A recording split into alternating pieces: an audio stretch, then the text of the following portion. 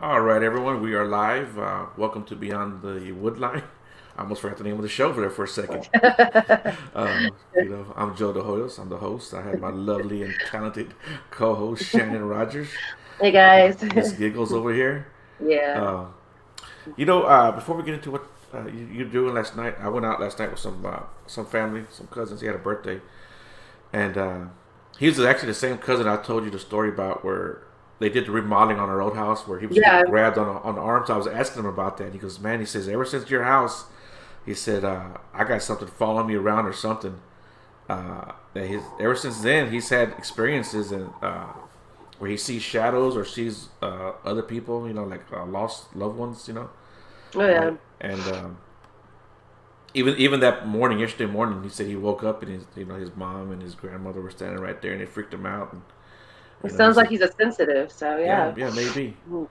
But so he started asking me about the show, what exactly. He says, because they see it when it comes on. And I told him what we do and stuff, and I told him about the Bigfoot stuff. And come to find out, his grandfather on his dad's side had some land up near Madisonville, Texas, which is a little bit north of Houston, maybe a couple hour drive north of Houston. And that they would see Bigfoot walking on the property when they were kids, that they would see it. And there was like a river that went through the property, and it would walk along the wood line and the shoreline and look at them while they were swimming in the river or floating in the river, and that they would get scared and run off. And he said All one right. time, yeah, he said one time they actually went after it when trying to find it, and they found the footprints, but the footprints disappeared. So that was pretty cool, man. I think it's funny how when you're in this field, whether it's paranormal or Bigfoot or UFOs, if you put yourself out there, you'll start hearing more and more people have these encounters. They just don't talk about them, and Right. that's one of the things I like about this field. So how was your night last night? It was awesome. We went out to Goatman's Bridge. It was very cold, but we were bundled up, and we have Cayman and Caleb. They're like our junior investigators on our team, and they don't get to go to very many places for obvious reasons. But Goatman's Bridge is one place that we do definitely feel comfortable taking them on certain times. Depends on who's all out there, what they're doing. But we had fun. We had amazing, of course, once again, Daniel's, portal is Right. just very exact. We had a lot of good responses, a lot of light ups on the cat balls, the K2s. I finally got to use my super ear, and don't laugh. My son wanted to buy me something for Christmas, and he told my mom. I told her I wanted something not too expensive, so I said to get the super ear. Okay. It helps magnify audio. Right. Well, what's cool about this thing is because I've used it once somebody else's when there was a portal going in the background. So you basically get like live EVPs while you're going, so you don't have to stop and hit play. You can hear it yourself. All right. Okay. So we were listening to those. It was awesome. We had fun. We got some good stuff. That's cool. That's cool. Yeah, you took some pretty cool pictures. I like the green smoke Yeah, light. Yeah, that was pretty cool. yeah, it was fun. That was pretty cool. So we have with us today our special guest, Mary Fabian, the Pennsylvania Bigfoot Project. How you doing, Mary? I'm doing very good. Thank you. Yeah. How were your holidays? Very nice. Yeah, that's good. That's good. Mine were kind of slow and kind of boring, but it wasn't bad. Yeah. So, tell us a little bit about yourself. What got you into the Bigfoot field, or you know? What got me into it? I had had a sighting whenever I was a kid. I was around 10 years old, and I had seen a Bigfoot.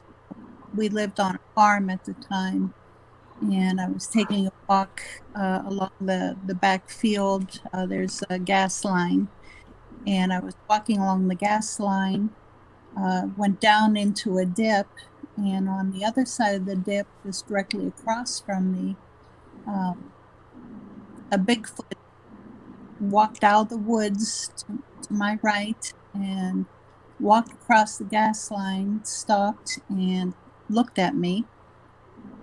And then he just continued across. Now, at the time, I did not know it was Bigfoot because this was before the Patterson-Gimlin film. And I had no idea. All I thought was, okay, it's a big guy with a fur coat on in the summertime. Didn't know. Didn't realize until many, many years later. Okay. So, what do you think he was doing? I mean, you think it noticed you before, or do you think it noticed you when he was really out in the open? Uh, I don't know. Yeah. I may have surprised them. Who knows? Mm. Yeah, you get that a lot where they come out and you kind of catch them off guard. I think is what Yeah. happens a lot. So who knows what he was doing? Maybe he was just taking a stroll and sensed you or smelled you or saw you out of the peripheral. And was like, oh, It she's there. But probably out of his peripheral because I was walking, so my movement probably caught his eye. okay. And did he look like he was startled, or he just kept on doing what he was doing? No, he just kept on doing what he was doing. Hmm. I was no threat to him, so he just went on doing his whatever he was doing. Like, that's funny. That's pretty good. Yeah, here goes Denise. She says, usually juveniles are more likely to show themselves. Yeah, I think that's pretty common. Yeah, I did that also. Yeah, I think they get a little bit more braver or bolder. Yes. And I think if you catch an older one, they're usually making a mistake, or they just walked up on them, and Yeah. Or I think if an older one shows itself, it's usually, for a reason. Yeah. So was that like your only sighting or experience with that, or? Oh no, I've had 5 sightings altogether. Wow. Was there Uh, anything, any one sighting that stood out more than the others?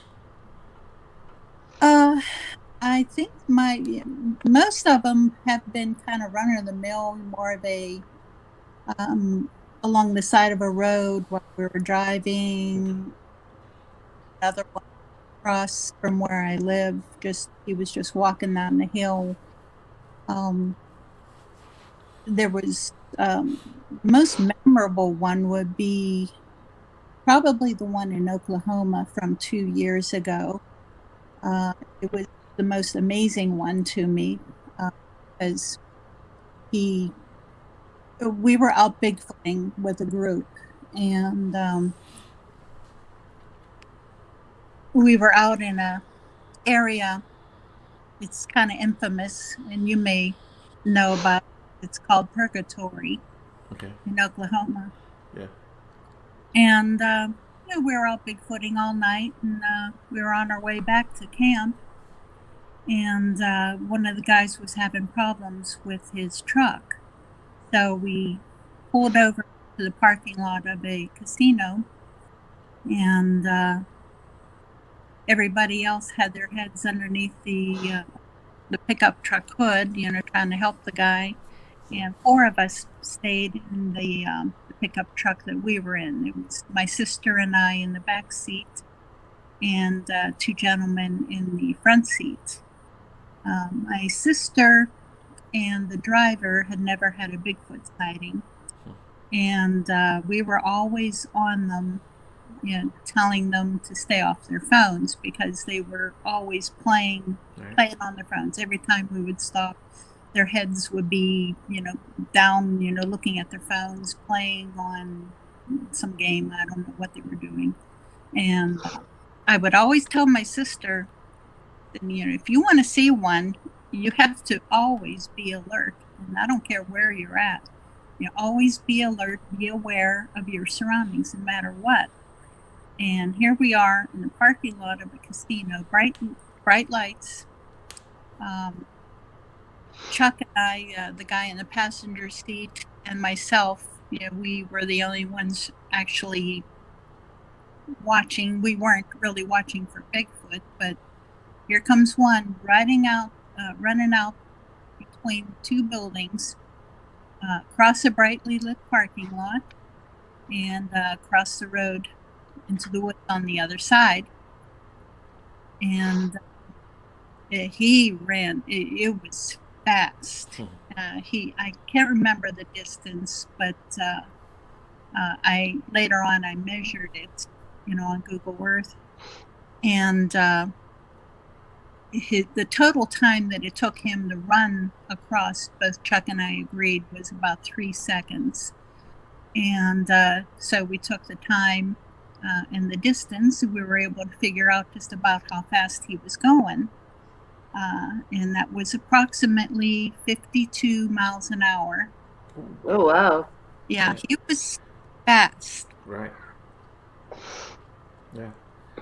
Yeah. That is very Yeah. fast. Yeah, you've heard people, traveling 45, 50, even 60 miles an hour, and these things will come right up to their vehicles. Oh, yes. Yeah, especially when they Wow. get on all. Yeah. Was he on all fours or was he on two legs? No, he was running bipedal, 2 legs. Okay. Yeah. Yeah, and they say they go just as fast on two legs as they do on all fours. Yeah, yeah. Yeah. That's a pretty good story. Yeah, and actually, those casino areas it's a pretty common spot for them to hang out. I Oh, yeah. guess maybe it's food. I don't know. Well, this particular casino, they are familiar with them, and they Hmm. refuse to go outside at night to take the trash out. Was it there or another casino where they supposedly had video, but they either destroyed it or they just won't release it? Well, we had spoken with security at this casino, Hmm. and they refused to show it because they said they don't want the customers to know because customers may stay away. Right. Or bring more. Yeah, you never know. Maybe bring the wrong kind though too. Yes. Yeah. Yeah. Yeah. Not that Bigfooters are bad, but No. it's yeah, unwanted attention sometimes. I think. Right. You know. Yeah, we'd be out in the woods rather than in there spending our money. Right. Gotcha. Yeah. So tell us a little bit about your group, the Pennsylvania Bigfoot Project. Well, I formed the group primarily because I had had some experiences around my home, and I wanted to know if my neighbors, people in the area, had had any experiences also. Hmm. And I kind of spread it out, I kept expanding out until I finally just said, okay, heck with it. We'll just name it Pennsylvania Bigfoot Project. Cover the whole. And it's worked out really well. We've gotten a lot of reports. I do investigations also. And I've done, I have no idea how many I've done, but yeah, I mostly stay around like a 50-mile circumference from where I live. And Okay. anything else I'll farm out to friends that I can trust. Right. And did you find that any of your neighbors were having any experiences or themselves? Over there, they were pretty tight-lipped, Mhm. but I eventually heard about someone having a sighting in a local state park, only a few miles, maybe 5 miles from where I live. Okay. And then later found a video on YouTube, someone 1 mile from me, Oh wow, having a sighting. So, okay. that's pretty Do cool. you ever get scared when you see a Bigfoot or anything or have an experience? Does it ever scare you? Not really. I'm more talk. Yeah. and Adrenaline. Yeah. running, and then later on, after it's over, then you start thinking, okay, one, and I'm out here in the woods. There's always more. Where there's one, there's always more. Right. And because you never know what their intentions are. They're like humans. They can have good days, they can have bad days. Their wife can be sending them out to get dinner, and they're coming up empty. Yeah, who knows? But no, you have to have respect for them no matter what. Right. Yeah. And that's what I tell everyone in my group. I teach to respect them, respect their territory, just respect them, in many ways. So where do you stand on what they are? Are they flesh and blood? Are they demons? Are they Are they aliens? No, I'm in the flesh and blood. Yeah, that's where I am too. And you hear a bunch of, I guess, strange encounters or strange sightings, and I don't discount those No. sightings, because you don't know what a person experienced. So I'm not going to tell anyone that what they saw or what they didn't see. Right, yeah. But, Different people's perception.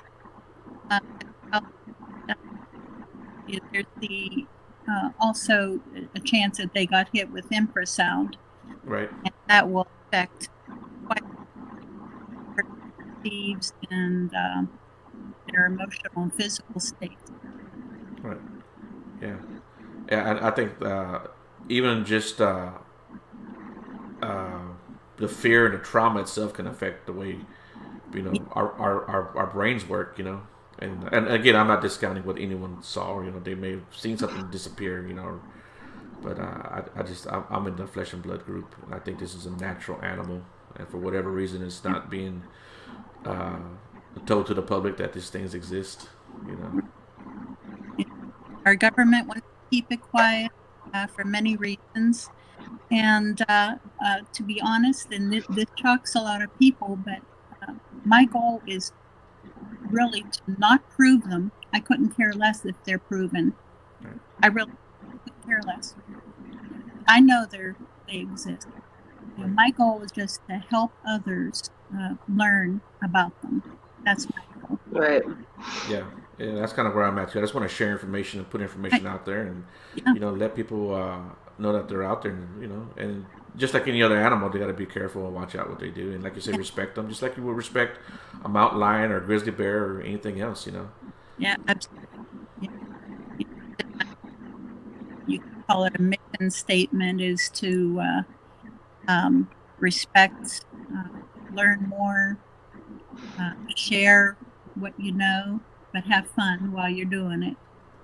And that's what we do. We always have fun when we're out. Yeah.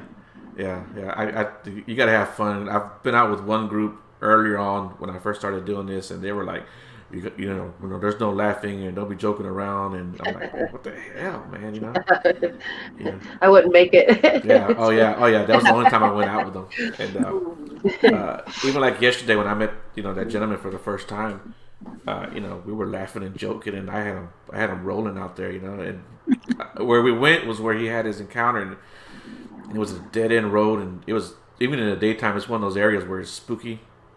Oh yeah. And I was trying to make light of the situation, and we had a few laughs back there, and he actually jumped at one time, and I couldn't stop laughing. I thought it was the funniest thing, and he was a good sport about it too. He was laughing himself, just to show you how jumpy he was. And if anybody wants to hear this encounter, you have to go to William Jevning's Creek Devil. It's on YouTube. I don't want to give away his stuff because I'm actually the executive director for the Jevning Research Group. Oh. So I do most of my Bigfoot stuff under his flag, if you will. But when I met the guy yesterday, there's a creek there, and the night of his initial encounter, there was no water there, so he was able to go up and down that creek. But yesterday, it was maybe 2 or 3 feet of water there. So we're kind of filming, panning around, and the reflection of the water, the shimmering kind of bounced off one of the trees, and man, he jumped back so fast. It was just a funny thing, and I started laughing at him. I said, "Man," I said, "Calm down, man, calm down." He's like, "Dude," he said, "I'm so jumpy now." He says even at his house, he's jumpy. Yeah. Yeah, because of the encounter that he had, it scared him, and he has nightmares and stuff still. Aw. But wow. Yeah. But he really is good about it, in a good place, and he doesn't mind joking around. Well, at least with me anyway, he didn't mind joking around. He says his girlfriend messes with scare him sometimes too, And he says like before she would try to scare him, and he goes, "I wouldn't even flinch." He says now he jumps, So she's, so like I say, he's a good sport about it. So I'm happy for him, and hopefully that means he can get past it a little bit quicker. Yeah. Yeah. Too many people suffer from PTSD Right. after their encounter. And, Oh wow. Yeah. horrible. Yeah. He's actually a military guy, and he had PTSD from that. Oh. And he says it's pretty comparable. It's a little bit different, but it's kind of the same thing, Right. So maybe it can, however he dealt with that can help him deal with this a little bit too. Yeah. And like I say, he's a good guy. He's in a good place, so I think he'll be fine. That's kind of interesting, Shannon. Do you find that in the paranormal field where people can get that kind of PTSD? Because we find that in the Bigfoot field quite a bit, where people have nightmares and are never really the same afterwards. After they have, especially like a bad encounter. A lot of that reasoning is like for attachments, for negative energy, whether it be like a full-on attachment or just some like residual energy attached. They'll kind of linger with the person and make them definitely a bad mood for a while. But yeah, I mean, there's been some really scary encounters. I mean, absolutely. I get an adrenaline rush from it. Right. But I mean, having seen people push down the stairs right next to me, like sitting down, it actually pulled down the staircase. When Tiffany got kicked in the back, and the girl on my team, and went flying down these concrete stairs and landed on the phone and scraped her leg up it was road rash for months, for a couple months. But I mean, yeah, there's definitely when stuff like that happens, it's just kind of part of what we deal with to do what we do. But that's interesting. Do you have any questions for her, maybe, Shannon? Yeah, I mean, do y'all have you ever bring kids out with you, or is there an age limit y'all like to try to stick to when you go out and hunt? Yeah, I won't bring kids because it can turn dangerous. Right. And I'm pretty new. Yeah, I will do that. I'll wait until maybe 12. It just depends on their maturity level and their experience in the woods. Yeah, that's really watch for. But even with adults, I have to gauge them first before I take anyone out. Right. Because if there's somebody that's likely to run at the first sighting or even the first wood knock, you don't want somebody who's going to be running out on you. You need somebody who has your back. Not just that, but it can turn dangerous if they start running. Right. And alpha predator and running person or running figure can be prey. Right. Perceived as prey. Yeah. Right. Yeah. That instinct kicks in, and that goes for any animal, really. Yeah. I've heard some horror stories about people going out for the first time. I went out with a guy one night, and I mean, we were just out there in the dark, and there was nothing going on, but he was freaking out. He was like, "No, we got to go. I'm gonna go." I said, "Dude, there's nothing. We're just hearing crickets and frogs. Yeah. That's all we hear." And like in the same, you said, "Man, the crickets and the frogs can be deafening." And I mean, and that's all it was. And he was like, "No, man, we gotta go. We gotta go. I was like, "Man, come on, man. We just got here, And he's like, "Nah, man, we gotta go." So we wound up leaving earlier than I wanted to. Then we had another guy. He woke us up in the middle of the night, and it's a big tent. And he's like spinning around in circles with a gun in his hand, just like that. He says he heard he said, "I heard a monkey or a chimpanzee or whatever he said." And we're like, "We didn't hear nothing." I'm like, "Put the damn gun down. Put the gun down." Yeah. The gun's no good anyways. Yeah, especially against one of these things. All you can do is really get us all killed at that point. Yeah. So yeah, I try to vet everyone that goes out there with me. Yeah. At least get an idea. Early on, when I started researching, I would take my kids out there and I would let them run way ahead of me and stuff. And before I really knew what the hell I was doing. Yeah. But yeah, it's pretty funny. So do you do like most of your research there at the state parks, or do you go to private property at all, or? Very little private property, unless I am invited. A neighbor of mine, an experience, and I told him I'll check it out anytime he. But I think I respect private property, and until he invites me on, yeah, mostly state parks and other, some state game lands and so on. There's plenty of reports that I don't need to go into private property. Right. Yeah, it's the same here, and that's one of the things me and Shannon talked about. The state parks are so accessible, and there's so much land there. And, right. And at least here in Texas, we don't have to really get permits to go camping, unless you camp at the campground itself. Yeah. That's different. But other than that, we can go camp wherever we want to camp in the state park. We don't have to ask permission. So that's one of the things I like about Yeah, that. we can also, as long as we're 300 feet away from road. Mm-hmm. I don't remember what the other rules are, but I think that's primarily it. Yeah, you got to be like so far away from the water source. Right. That's 300. Yeah, that's pretty good.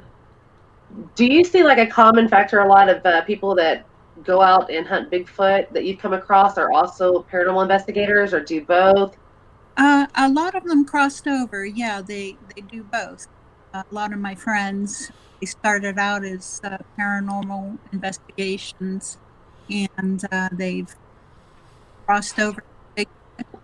And one problem that I see with that, though, is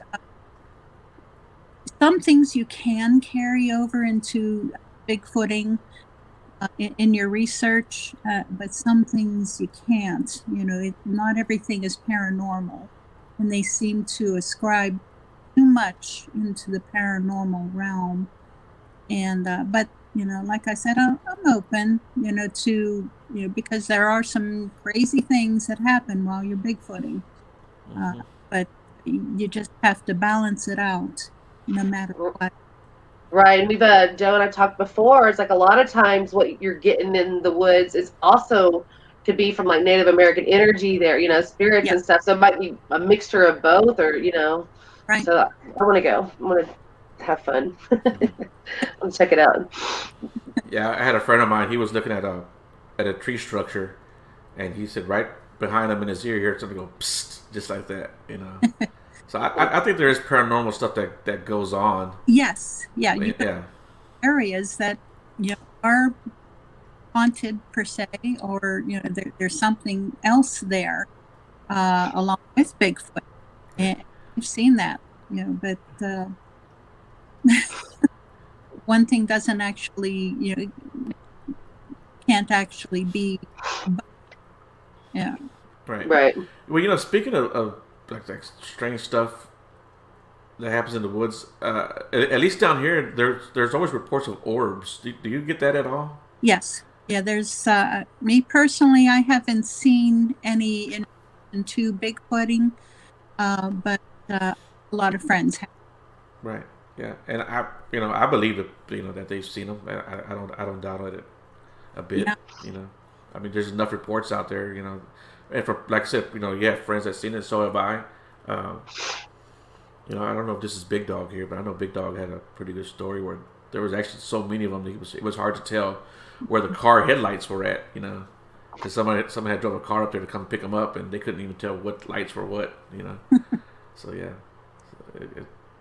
I believe that stuff goes on out there, but yeah, who knows what it is? We really don't know if it's in correlation with the Bigfoot, if it's something that they're seeing, or is there something totally separate that's happening that who knows?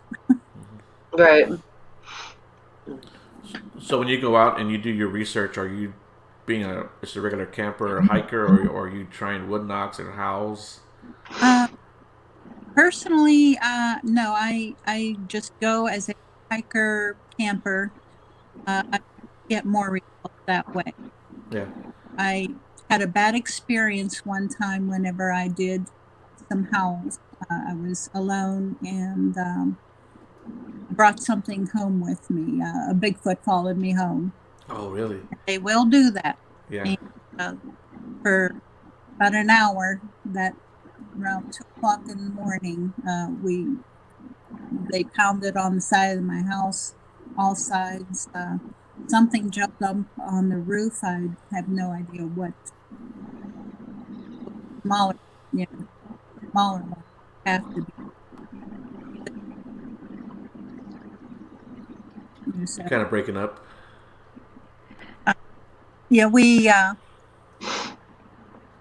Something came, followed me home. Yeah. And it was pounding on the side of the house. Well, that could cause PTSD. Definitely, yeah. Woo. Yeah, and that's pretty common occurrence too, especially people that that live out in the country like that. Wow. Yeah. I don't do that either. I try to be a regular camper or hiker. I have set out like the little chem lights, you snap and you shake up and they glow, Mm-hmm. That probably didn't look right, but I've hung them from the trees, Yeah. and I've seen them dance around a little bit, uh, then one day I had a dog whistle. A friend of mine told me to try it out. He said it always gets like some pretty good results. Yeah. Like, okay, so, and I don't recommend anyone doing that. Every time I tell this story, I tell them, "Man, don't do it." So, No. have you tried it? No. Okay, No. well, don't try it. No, I So, I blew on this whistle like 4 or 5 times, and when I did, we got a growl. It sounded so demonic, and it hit me like right in the chest, and it was so loud, yet it didn't fill up the forest. It was just like projected towards us. It went from point A to point B. Yeah. Yeah. And so I said, I'll never take that dog whistle out there again. And I tell everyone else, man, don't do it. Because whatever it was, didn't like it. Yeah, I've been growled out from fairly close also. And yeah, it's a not a nice experience. What happened at that occasion? What was going on? Well, yeah, again, that was on that Oklahoma trip.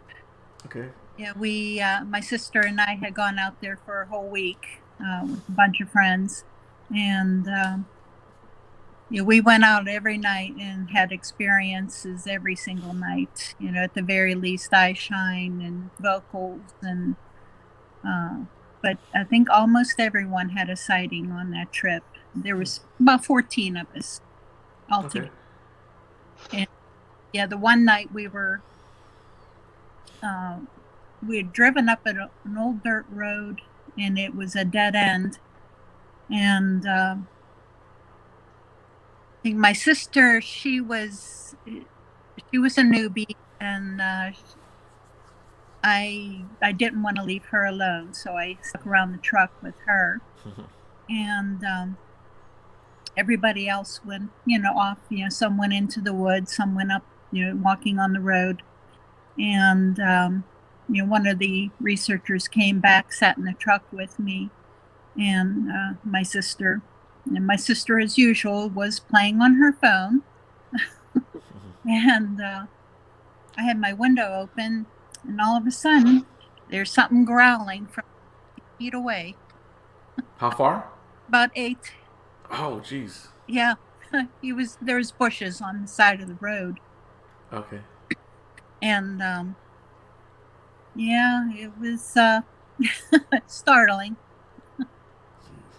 That's crazy. Yeah, growls are not friendly sounding to me at all.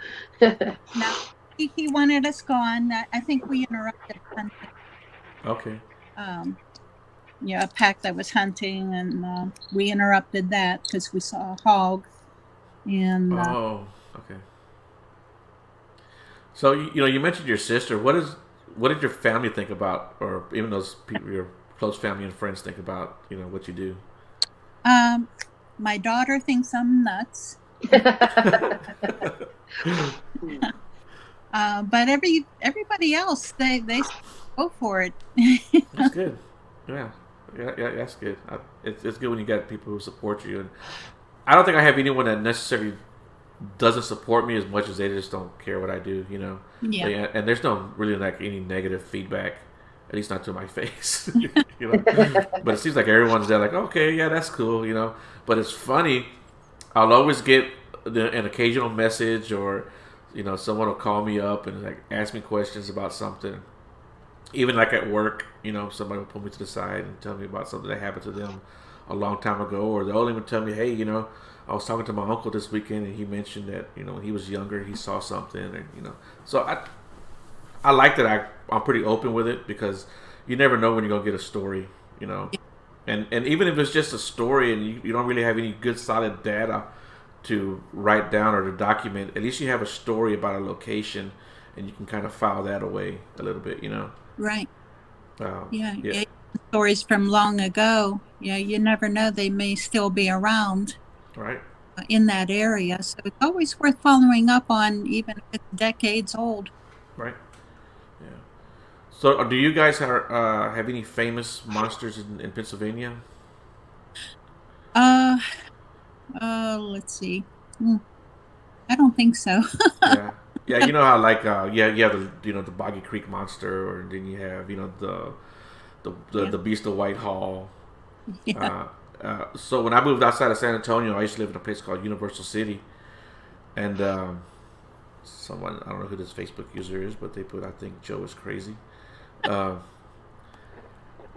I It's used to true. live it was called Universal City, and the little town right next to us was called Converse. Well, come to find out, they had what was called the Converse Werewolf. Yeah.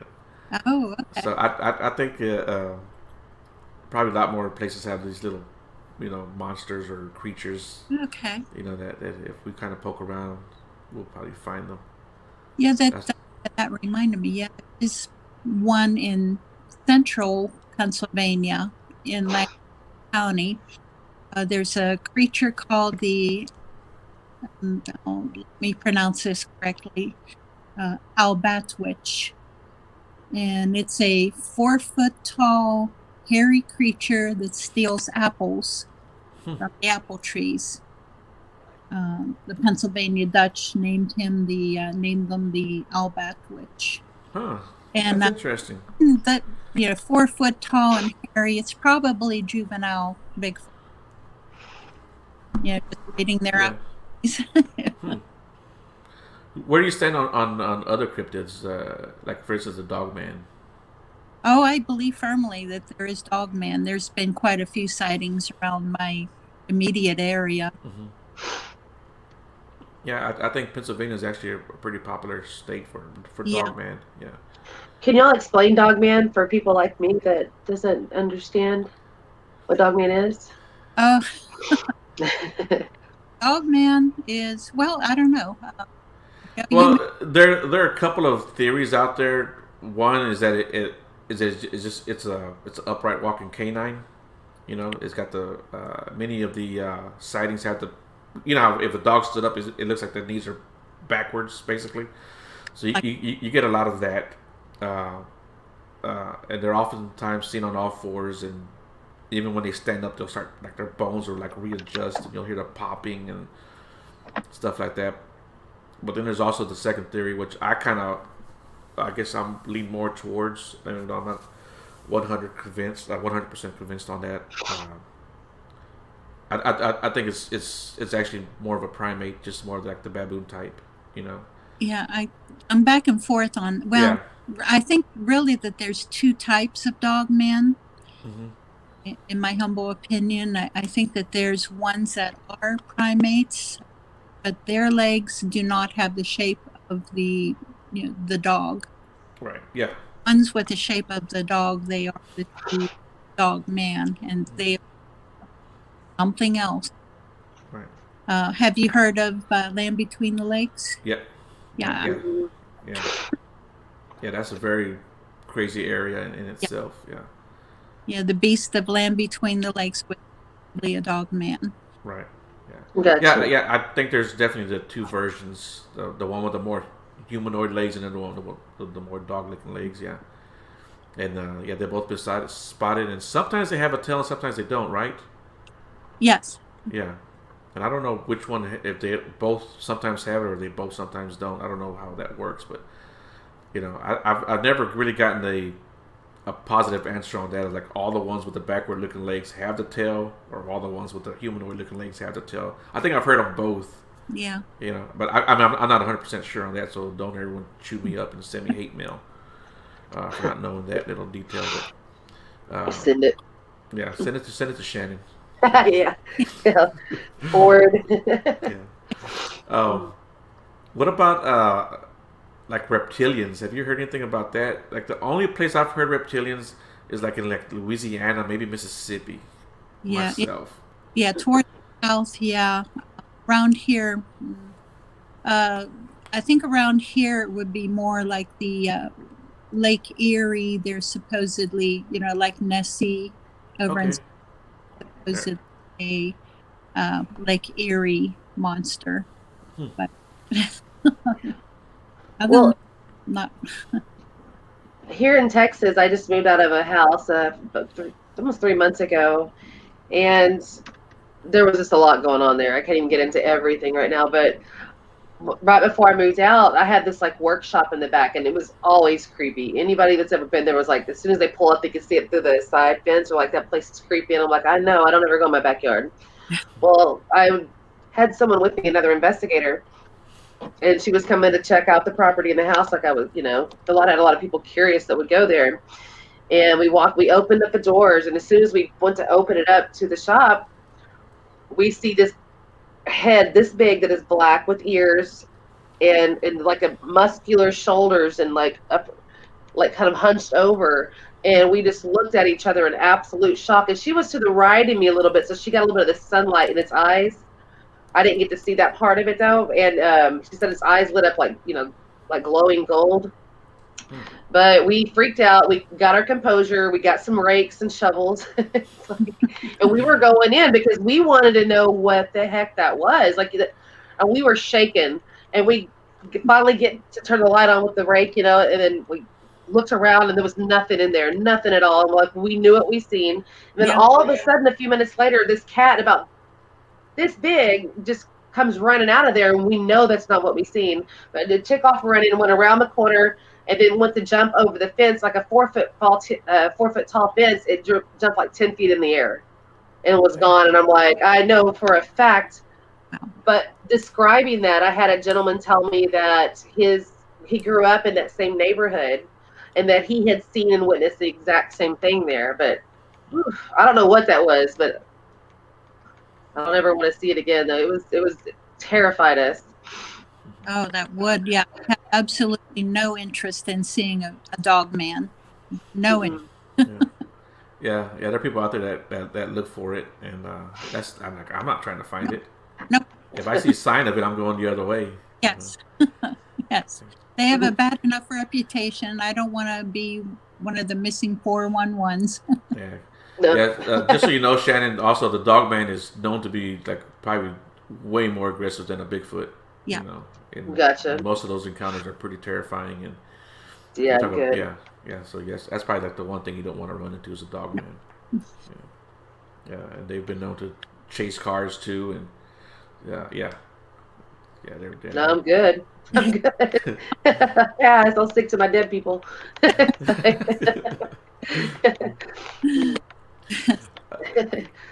Oh, go ahead. No, I was gonna say. There's also a thing going around, and every now and then it kind of comes around. It'll pick up some speed. It'll drop off, come around again, and just kind of go in a cycle. But it's the bat squatch. What do you think about the bat squatch? And again, I'm not making fun of anyone. Yeah. I just don't know if that's physically possible. But I guess a bumblebee's not supposed to fly either. But it sounds more like moth. Yeah, maybe a mothman, right? That's kind of what that sounds like, Yeah. But over in Point Pleasant, West Virginia, and no, I have no idea. I haven't got any reports about that. Yeah. I haven't got any reports, but every now and then it'll make its rounds on Facebook. The bat squatch. Yeah. That's basically Shannon, a Bigfoot with big bat wings.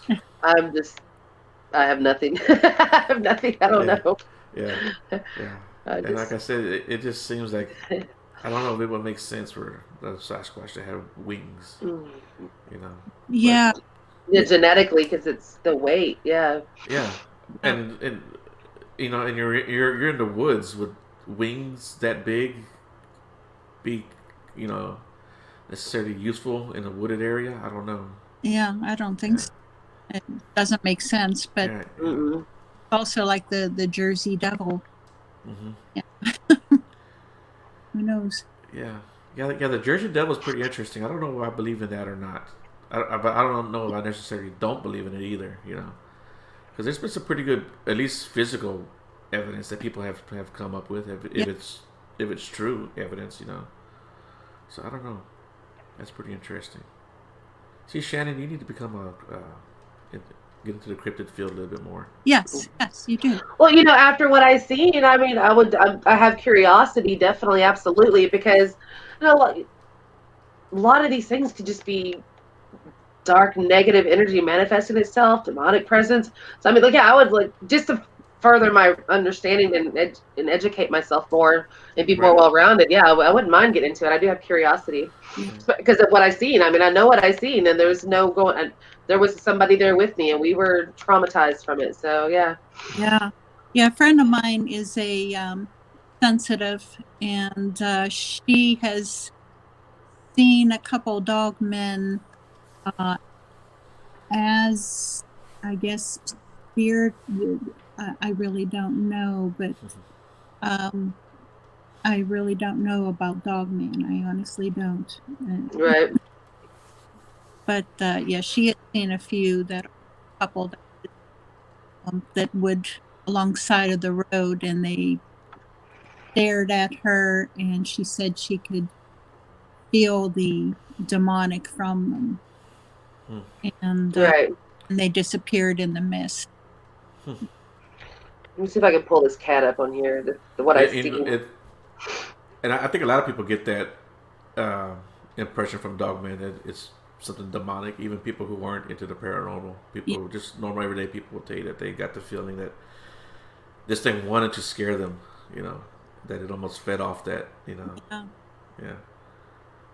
Yeah, it sounds like yours was a crossover, Shannon. It was something, I'm telling you, because we know what we seen, and when we saw that little cat, it's like there was nothing. No one could ever try to convince us that was a cat that what we actually seen. It Yeah. shifted into a little cat, and it got the heck out of there. But it didn't do it right away. It waited minutes after we cleared that place, and we're like, "There's nothing here." Then all of a sudden, this cat goes, but we did not see a little cat because the head was bigger than that little cat that we seen. Yeah. It was massive with massive, like muscular, almost like a shiny, smooth black fur kind of thing silhouette. Is what I said. No, there's no. Yep. I know what I seen.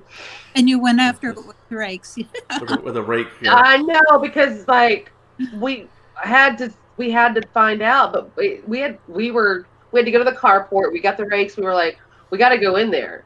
Yeah. So I mean, and she went in first.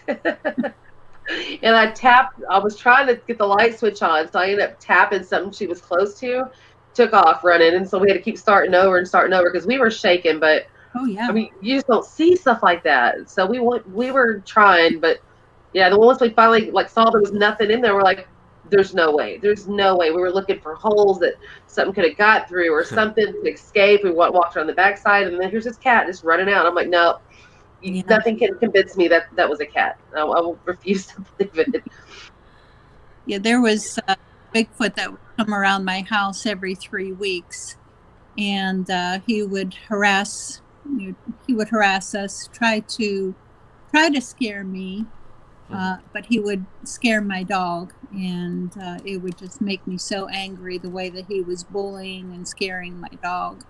So finally, I sat up one night, and I rushed out the back door, grabbed a golf club that I had sitting there, and chased after him, and he just ran off. It's funny. You seem that seems to be a common theme. People won't back down from a Bigfoot when it comes to their dogs, right? Yeah. Yeah. He was don't mess with my dogs. Yeah. Is Yeah. there any place that you've been wanting to investigate as far as in anywhere in the country for that matter that you would like to travel to? And Yeah, check in the out? country, I've got a lot of bucket lists. But yeah, Texas, I've got a couple areas in Texas, Davy Crockett, and Yeah. I want to hit up Boykin Springs and the Big Thick. Yeah, whenever we were in Oklahoma, we crossed over the Red River because we were at Brown Springs, and we crossed over to Texas, but we really didn't do any Bigfooting there. But we stayed primarily around Brown Springs, Okay. which is Yeah. a little miss also, if you've heard of that. Is the what now? Brown Springs. Mm-hmm. Have you heard of that? Yeah, yeah, that's a pretty popular area for like paranormal and Bigfoot and even like, Yeah. yeah, Supposedly been a few killings there, yeah. a few deaths. Yeah, if y'all ever come down to Texas, I was gonna say Houston, you're coming down to Texas, let me know. Yeah, Yeah. I'll show you some good areas. Oh, You know? absolutely. Yeah. Thank you. Yeah, I'll take it to that area. The guy got triangled off. you know, Yeah. it's a long road. It's a dead end too. At that, and he. Well, it's funny when we went there and we pulled down, and he was turning his car around. So there's like a little circle down there, and he's turning his truck around. He goes, "I'm turning my truck around right now." He goes, "I'm not gonna make that mistake I did last time." I said, "Oh, really?" He said, "Yeah." He said, "Man, he parked into the wrong way and had trouble getting out." Oh, Yeah. yeah. Yeah, I learned that first off from a friend of mine. He serves as my mentor, and he taught me to, whenever I park, I always turn around so I'm pointing out, because you never know whenever you have to make a fast egress. Yeah. And he had a brand new truck, and he said this is exactly, he goes, this is exactly the reason why I bought it, because he had a little car at first. He goes, Yeah. now I got a big truck, so when you come down these dirt roads, Yep. nice, He's serious, man. yeah, and he's one of those people that, because you know how usually you get the people who are like, who either have when they get that experience, they either dive into it or they go away. Well, he's one of the guys that's really thrown himself into it. Good. Yeah. Here- He's bought all kinds of equipment already, so he's. What's a go-to thing that you typically bring with you when you are out investigating or researching? What is something you always want to have on you yourself personally? Well, I don't like to carry a heck of a lot of equipment, because the more you carry, the more the weight and Right. cumbersome. No, I usually just carry a flashlight and maybe an audio recorder sometimes, but primarily a flashlight. In fact, it's a bright spotlight.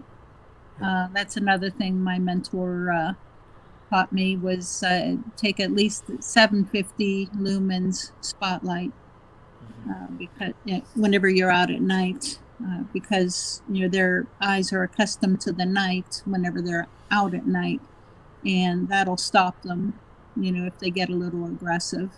Right. Got you. Hey, Mike, how are you? I was going to ask you a question. I forgot I was going to ask you. What was it? Shannon, Shannon threw me off right now when she talked to Mike. You can dementia. I knew what it was. We're talking about equipment. How we had talked earlier about cameras, or even like game cams. You're probably not going to catch anything off of a game cam, and I know that, but I try anyway. Yeah.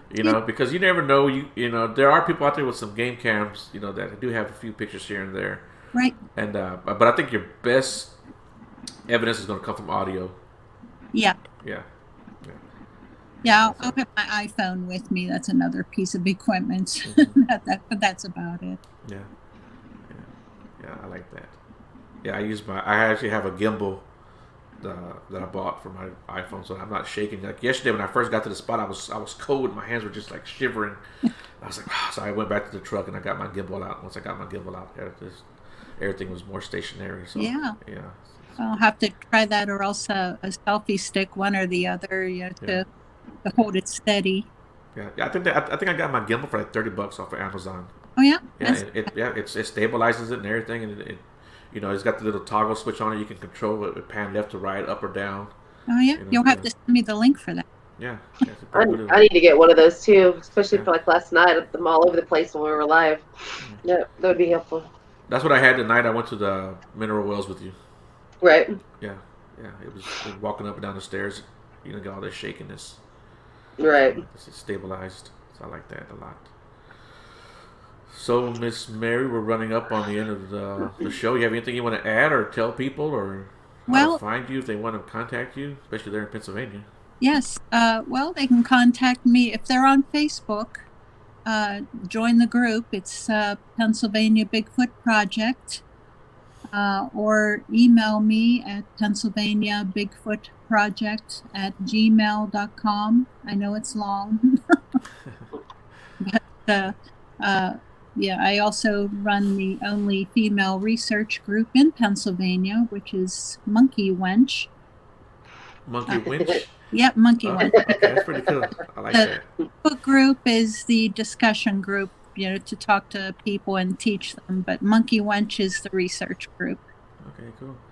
So, well, like, what advice would you give someone like a newbie who wants to get into the researching or investigation of Bigfoot? Don't just run out there in the woods expecting to see Bigfoot the first time. It may take years. Right. You may never see them, but just go with respect is my primary advice. Go with respect.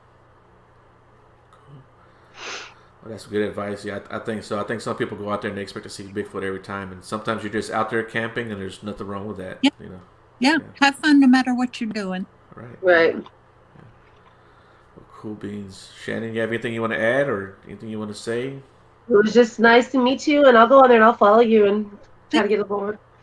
Yeah, And thank you. Maybe you can become a monkey winch. That's cool though. I definitely have some curiosities for sure. I mean, I'm always going to be primarily, paranormal, metaphysical, but I mean, absolutely, I need to learn. There's nothing wrong with educating yourself more and learning more and being more broadly educated. So, but yeah, very nice to meet you, and nice meeting you also. Absolutely. Yeah, guys, everyone in the chat room, thanks a lot, man. You guys always do a good job. Like I said, the more and more shows we do, the more and more participation we get from you guys. So I do appreciate that. And see you guys next time. And you two guys, hold on real quick. We're going to end the show. Bye, everyone. Bye. Bye.